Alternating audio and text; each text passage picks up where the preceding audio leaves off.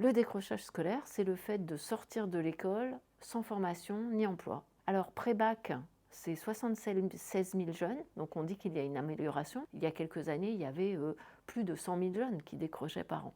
Malheureusement, ce dont on ne s'est pas rendu compte, c'est que comme plus de 85% des jeunes ont le bac, eh bien, le décrochage s'est déplacé post-bac. Or aujourd'hui, il y a plus de 100 000 jeunes qui sortent de l'enseignement supérieur sans diplôme ni formation. Les causes premières du décrochage sont de plusieurs ordres. Déjà, il y a les causes liées à la santé mentale, c'est-à-dire le fait d'être déprimé, d'être malheureux, d'être stressé à l'école. Après, il y a des problématiques d'apprentissage, c'est-à-dire qu'on a des difficultés d'apprentissage, on se sent nul, on n'y croit plus, on a juste envie d'éviter d'y être, puisqu'on est malheureux quand on y est. Évidemment, il y a les problèmes cognitifs, puisque parfois on a des problèmes sérieux, de mémoire, de capacité à suivre, parfois de troubles neurodéveloppementaux.